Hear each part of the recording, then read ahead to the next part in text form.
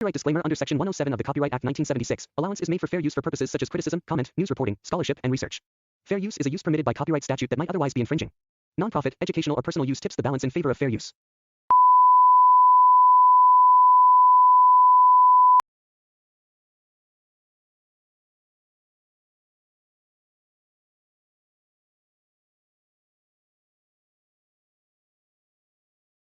Greetings, YouTube. Back once again. This time, rather reluctantly. If you're looking at this on the day that it's recorded, today is May 13th, 2025. This marks the 40th anniversary of something that happened in West Philly. And I was there when it happened. Today marks the 40th anniversary of when the Philadelphia Police Department dropped a bomb on the 6200 block of Osage Avenue. Why they did it? All of that, we'll go into it. But right now, I just wanted, I was very reluctant to make this particular video. And I gotta say, it was something that I was not necessarily looking forward to, but something that I felt had to be done. So, best thing to do is just, let's get into it. There is a small war underway on a street in Philadelphia tonight. There was gunshots, thousands of rounds of bullets from the police. Police moved in with tear gas and water cannon. They wanted to kill our children. I had recommended to use an explosive entry device. The house shook. Smoke was coming in, so we knew they dropped the bomb on us. Police allowed the blaze to burn an hour and a half before calling in firefighters. I don't care what they said.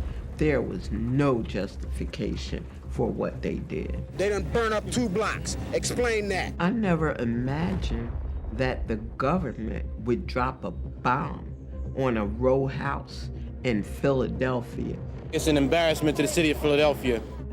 My name is Ramona Africa, and I was there when the police dropped a bomb on me and my family May 13th of 1985 and killed 11 of my family members.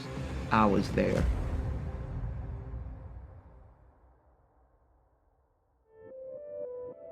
I was born and raised in West Philadelphia. I went to Temple University and I was headed to law school.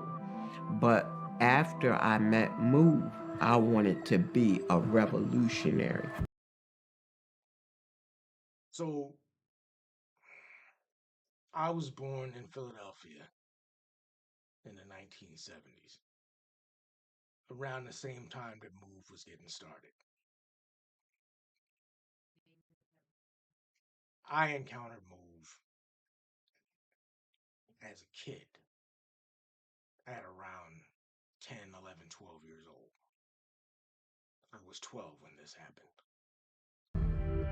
Move is a revolutionary organization founded by John Africa that believes in revolution, not in fighting and bloodshed, but true revolution.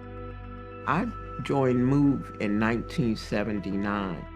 I was listening to what was happening with Move and could not believe that the cops were attacking Move the way they were. Until today, there was a house in Philadelphia filled with people who for years confounded everybody. They called themselves Move and never said what that meant. They tried to live in the city as if it were the forest, ignoring modern plumbing, trash collection, or rat control. They offended the neighbors first and then the city, which ordered them out last year. Today, the city went to move them. As firemen crawled forward with a This was a siege that took place in Powelton Village. This siege took place in 1978, and the day that it took place, I was having my 6th birthday party. Water hose, shots rang out.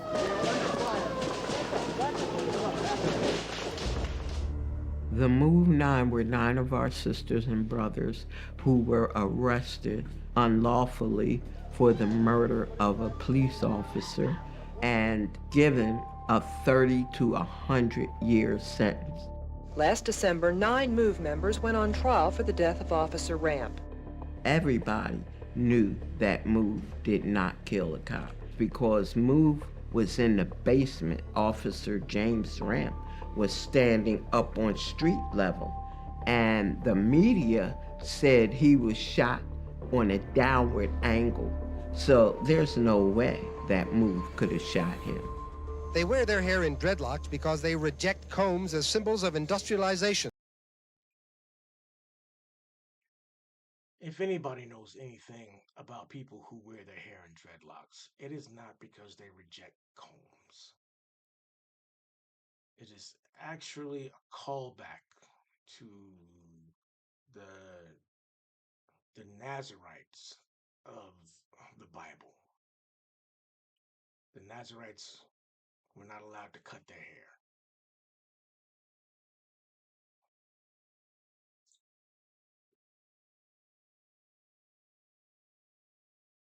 If you're not allowed to cut your hair and you allow it to grow in a somewhat wild fashion, it will become something like dreadlocks. But dreadlocks is something that you can also create.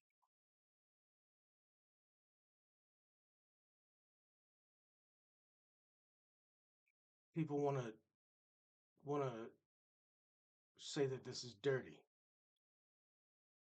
There are white people who have their hair in dreadlocks now. Is it still dirty? Which their back-to-nature philosophy opposes. Their basic goal is to overthrow the present system of government, which they consider to be corrupt. People thought MOVE was crazy at that time because of the media. They spew out obscenities when they talk. Terrible language.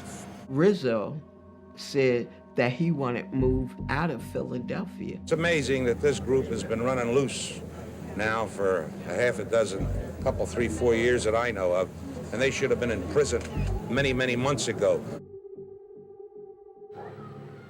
We moved into Osage Avenue because that was our headquarters. It was warm and loving. There was children there. We would take them to the park. That was mainly our day.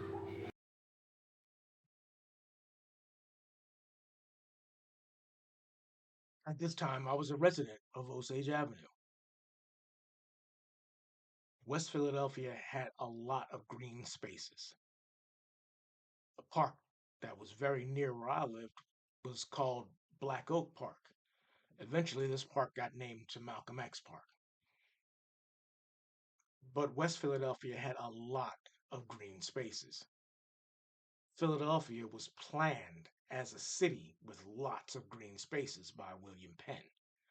As a matter of fact, if I remember correctly, Philadelphia is the largest city in the United States with the largest amount of green spaces within those city limits. And that was all planned by William Penn.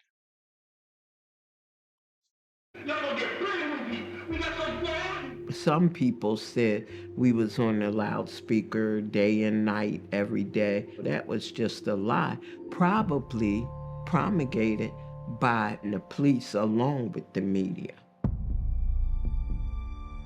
We were getting along with our neighbors and nothing was going on. That's why we were surprised and shocked when hundreds of cops invaded our area trying to throw MOVE out of our home. And this was on Sunday, Mother's Day.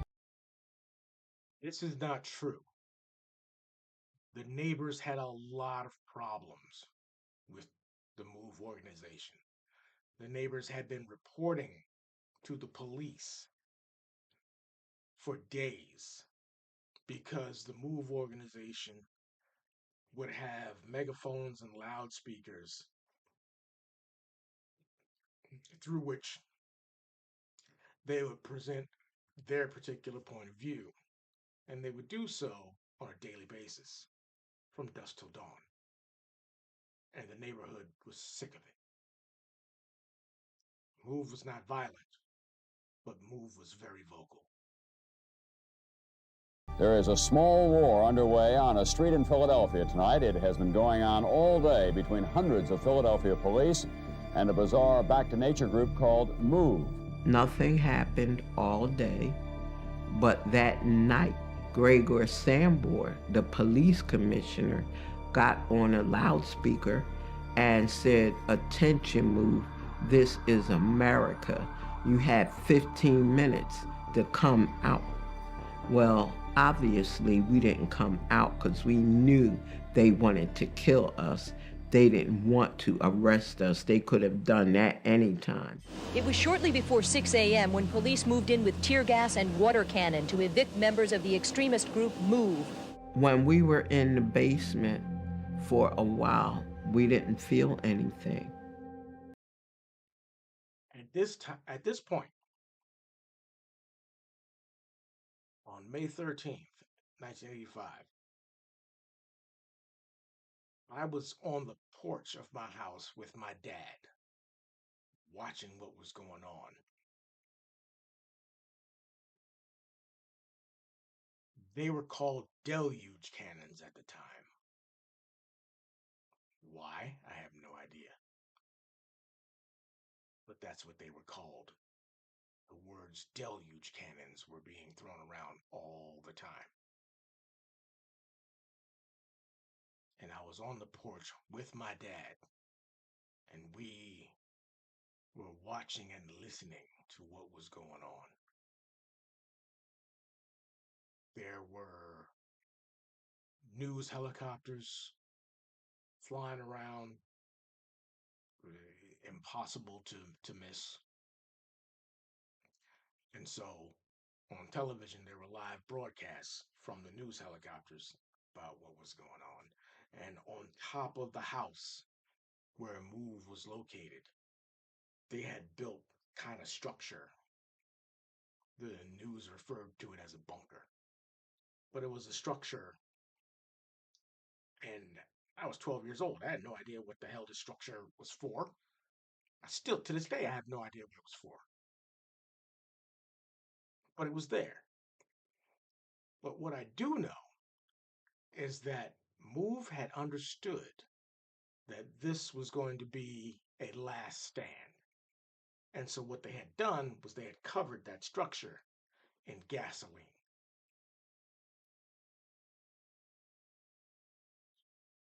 And then the water start coming down on us. I mean, rushing down on us. What we intended to do was to create a diversion on the roof of the MOVE compound. It was hard to breathe. Our children were soaking wet. And then they started with the tear gas. Tear gas started coming in. We got the blankets and they was wet, and then we put them over our heads and started laying down. They blew a hole in the house to the left of us to try to come through it to come after us. What we wanted them to do was to come out of the front of 6221 Osage and surrender. We tried to get out after that. We tried to bring the kids out and was shot back into the house. As someone who was there, I can tell you that when MOVE members were trying to come out of the house, the police were in fact shooting at them. They were trying to make sure that those MOVE members were herded inside the house. They wanted them to be there in a single place where they could be dealt with. Gun battle erupted. They shot over 10,000 bullets. So that was their intent, to kill everybody in that house.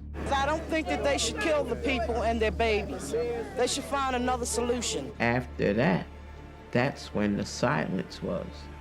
It was a long interval of silence, and we didn't know what they were doing.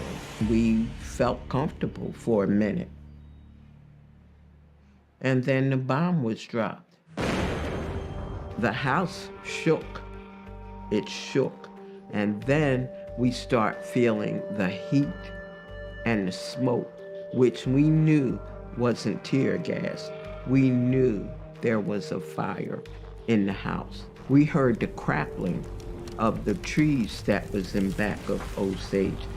The night skies over West Philadelphia, bright with flames. As many as 60 buildings may be on fire. I was told, and I saw newspaper issues about people yelling to the firefighters to put the fire out. Why wasn't they putting the fire out? They dropped the bomb on the house to take care of one move family. One move out, they done burn up 2 blocks. Explain that. It was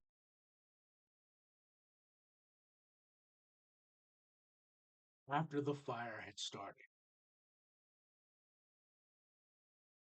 Philadelphia Fire Department was on scene. The fire department was ready to attempt to put the fire out. The fire department was held in place by the police department. They said, no, let it burn.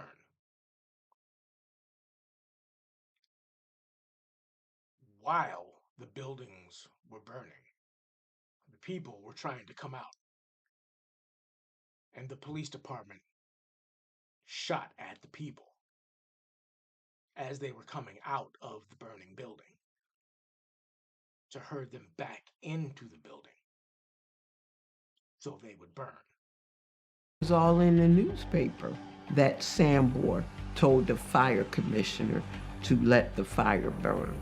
The fire burned for an hour and a half before police called in firefighters. Tonight, it is unknown exactly how many MOVE members may have escaped the blaze, or how many, perhaps, were trapped inside.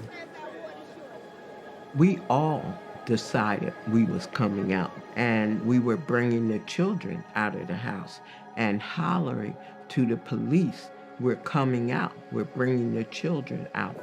And their response was gunshots. Bertie was right behind me, so when I decided to come out, I grabbed him. And that's how we both got out of that house, that blazing inferno.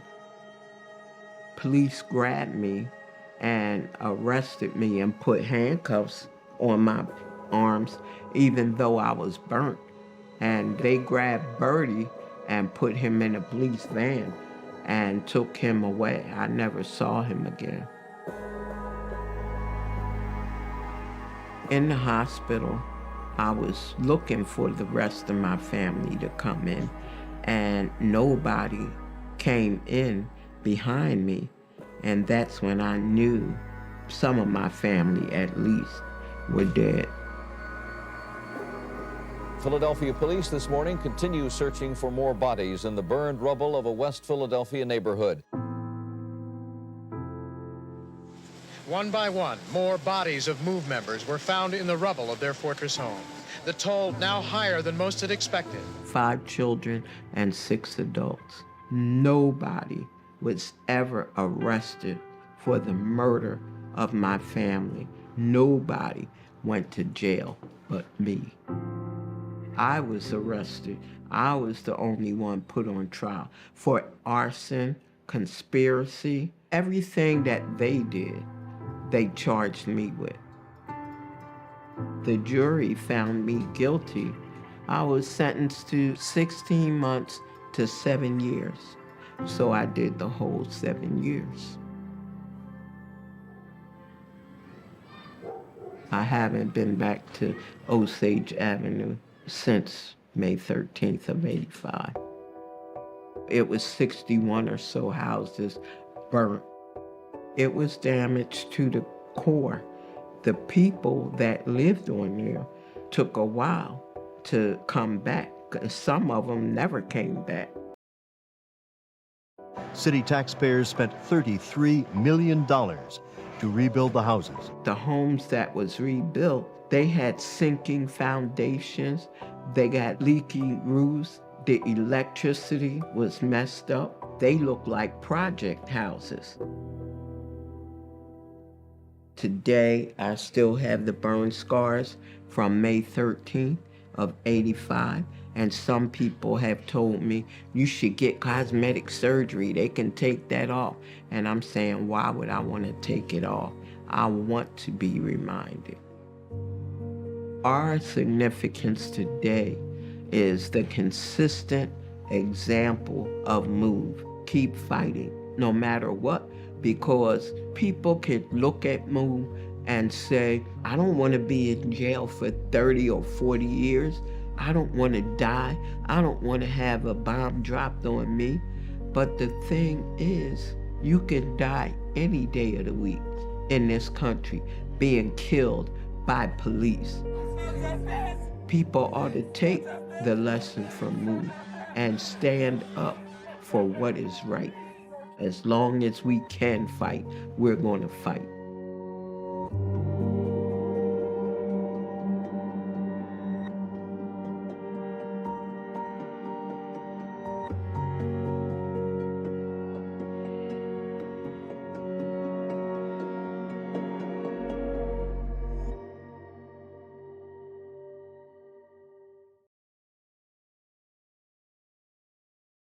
So the question is, 40 years later, what did we learn from all of this?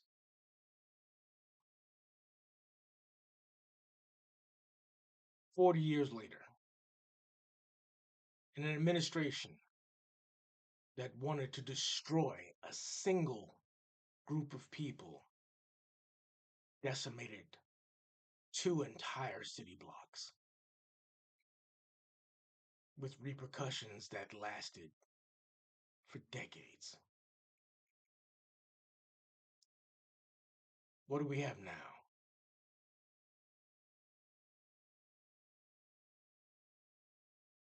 I originally didn't want to make this video. I had actually shot in another entirely different version of this video. Wrote the script out and everything. Wrote a script for this video. Completely abandoned it. Because the truth is, there will always be this kind of thought. But now that there are more cameras available than ever, and the ability to disseminate information is available to even the poorest of us, what will the new tactic be?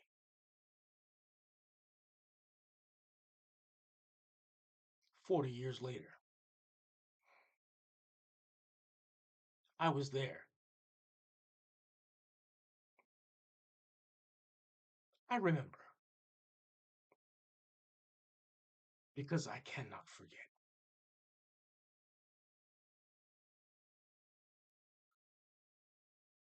And remember,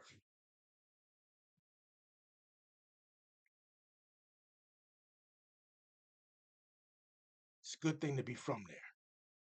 Ain't always a good thing to be still there.